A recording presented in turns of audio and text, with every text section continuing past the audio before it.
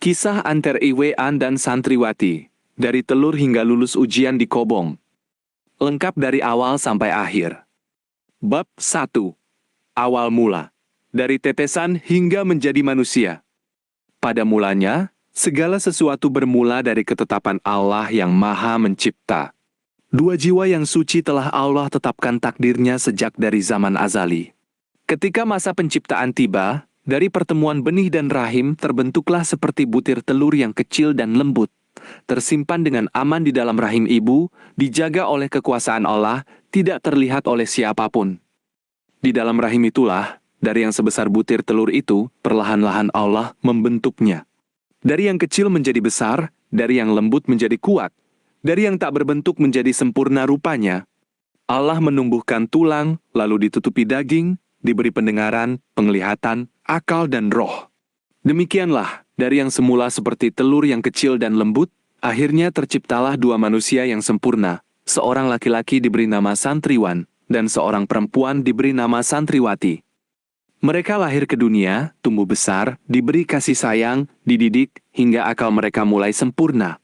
Sejak kecil, keduanya memiliki hati yang lembut, suka bertanya, dan ingin mengetahui siapa yang menciptakan langit dan bumi, serta siapa yang telah menciptakan mereka dari yang semula seperti butir telur hingga menjadi manusia yang sempurna.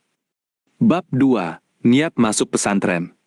Ketika mereka sudah tumbuh menjadi pemuda dan pemudi, keduanya pun bertekad. Kami datang ke dunia ini bukan untuk sekadar makan dan minum lalu pulang. Kami ingin mengetahui siapa Tuhan kami, bagaimana cara menyembahnya, dan bagaimana hati ini bisa bersih seperti ketika kami masih kecil dan belum banyak berbuat salah. Maka keduanya pun berangkat meninggalkan rumah, meninggalkan orang tua, meninggalkan kemewahan dan kenyamanan dunia, lalu datang ke sebuah pondok pesantren yang dipimpin oleh seorang kiai yang bijaksana dan alim. Sesampainya di hadapan kiai, mereka bersujud dengan hormat, lalu berkata, "Wahai kiai, kami datang dari jauh dengan niat suci. Kami ingin menuntut ilmu agama, membersihkan hati, dan mengenal pencipta kami, yang telah menciptakan kami dari sebutir telur kecil hingga menjadi manusia seperti sekarang. Ajarkanlah kami, wahai kiai." Kiai tersenyum melihat ketulusan hati mereka, lalu berkata, "Anak-anakku, ilmu yang kalian cari itu tidak akan datang dengan mudah.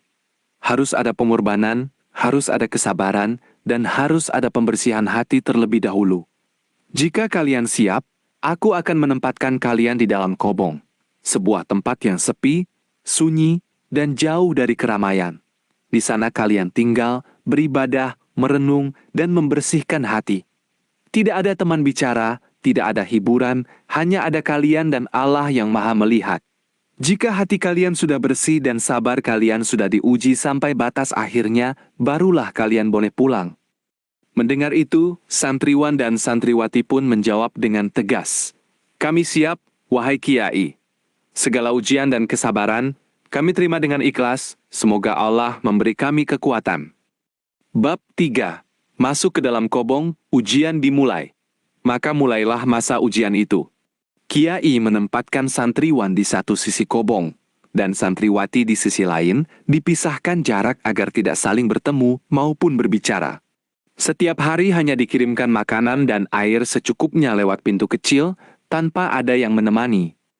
Pada hari-hari pertama, keduanya merasa berat. Kobong itu sepi, sunyi senyap. Tidak ada suara orang, tidak ada suara tawa, tidak ada suara burung.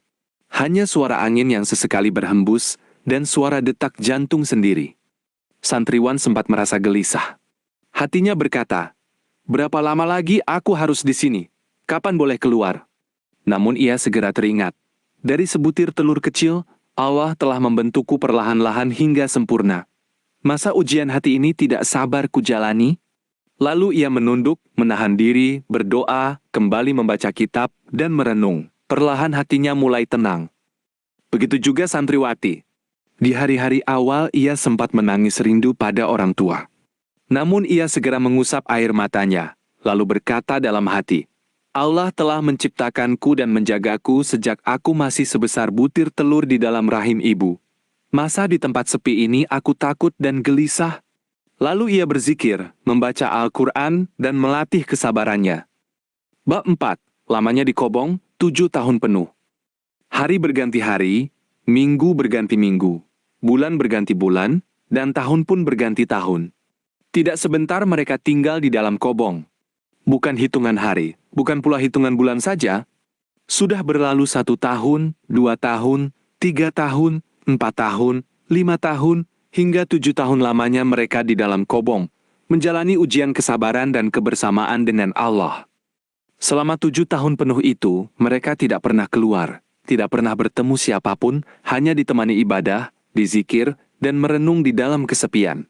Lama sekali waktu berlalu, hingga rambut mereka terlihat lebih dewasa. Wajah mereka tampak tenang dan bersinar, dan hati mereka sudah sepenuhnya bersih dari sifat-sifat tercela.